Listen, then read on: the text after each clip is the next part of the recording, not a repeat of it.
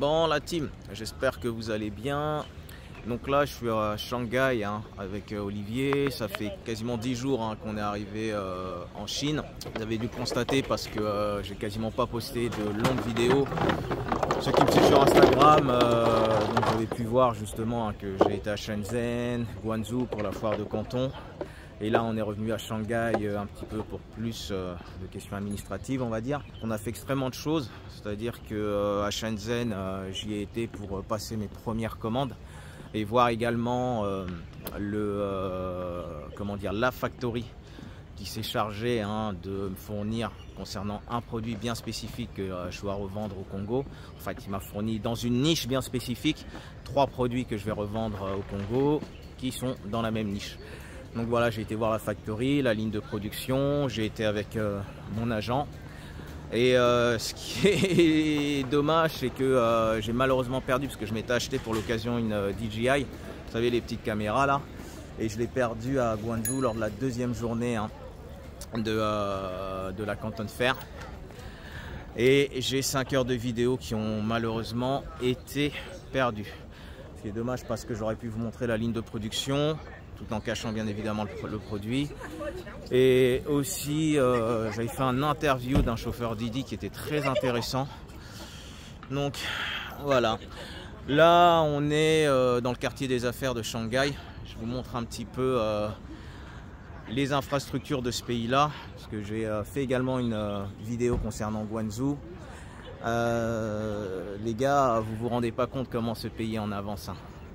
Infrastructure, technologie, c'est juste incroyable. Autre chose aussi, concernant la Canton Fair, je ferai une vidéo un peu plus longue sur la Canton Fair. Est-ce qu'il faut y aller ou pas, comment s'y préparer. Je vous dis, il faut le faire, réellement. En toute franchise, bon, je m'attendais à avoir de bonnes surprises, mais pas autant, ne serait-ce qu'en termes de prix. Je peux même vous dire une chose, c'est que j'ai trouvé un fournisseur là-bas, dans la niche justement de genre de produits que je vais vendre au Congo, qui m'a proposé un tarif à la Canton Fair moins élevé que celui qui propose via un site chinois qui est plus ou moins connu, où il expose ses produits, et moins élevé de quasiment 30%. Donc ouais, il y a des bonnes affaires à faire. En plus vous squeezez les agents, c'est-à-dire que, pardon, là vous êtes globalement quasiment sûr et certain d'avoir affaire directement à la factory. Mais bon, la petite contrepartie, c'est que vous pouvez avoir des MOQ qui sont un peu... Ça va. Non, au final, je vous dis ça, mais au niveau des MOQ, ça va. Sérieusement, ceux qui ne savent pas ce que c'est MOQ, c'est le minimum order of quantity. C'est la quantité d'achat minimum qui vous est demandé pour passer une commande. De toute façon, il y a toujours moyen de discuter. Voilà, ça a été vraiment un très très bon voyage. Je vous cache pas que je vais revenir très régulièrement. Je songe même à revenir avant la fin de l'année pour passer commande d'un autre produit également que j'ai trouvé à la Canton Fair, sur lequel il y a une grosse demande au Congo et qui cadre parfaitement avec cette demande-là. Parce que comme vous le savez, mes parents sont là-bas. On a une ferme là-bas, mais c'est eux également qui sondent le marché concernant les produits qui sont susceptibles d'être bien vendus, et ce qui me facilite largement la tâche.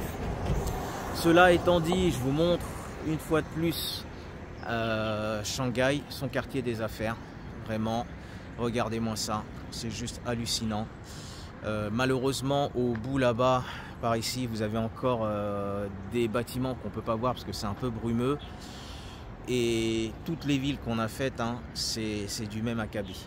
C'est-à-dire qu'ils sont réellement 20-30 ans dans le futur. Je le répète, je l'ai déjà dit dans la vidéo que j'ai faite concernant Guangzhou. Si vous n'hésitez pas à venir, en fait, n'hésitez pas à venir, parce que ne serait-ce que pour savoir comment ça se passe. Parce que bon, moi je suis pas du genre à ce qu'on me dise il faut aller là-bas, il faut pas aller là-bas. Je veux voir de moi-même et me faire mon propre avis. Et également qu'en termes d'opportunités business, je vous dis, même là c'est ma deuxième fois, j'ai encore pris une claque. Les opportunités elles sont juste incroyables. Et du fait des relations que j'ai ici, parce que je connais maintenant un certain nombre de personnes qui eux sont dans le business, dans du gros business, et ils me disent qu'il faut vraiment en profiter réellement jusqu'en 2027 à peu près, parce qu'en 2027, là à l'heure actuelle, l'économie chinoise est un peu en berne, même si pour nous Européens on le sent pas, parce que quand vous venez ici vous sentez directement que ce pays est très puissant, mais pour les Chinois, d'après les Chinois qui ont quand même un certain revenu voilà, assez conséquent, ils considèrent que l'économie est un petit peu en berne, mais que cela va repartir aux alentours des 2027, et que vraiment ceux qui arriveront à se caler entre 2025 et 2027 en faisant du business avec la Chine, ils vont gagner gros, ils vont gagner vraiment très gros. Bon bah les amis, pour ceux qui travaillent, qui charbonnent comme d'habitude, force et honneur. Pour ceux qui se reposent, bon repos. Ciao la team, bye.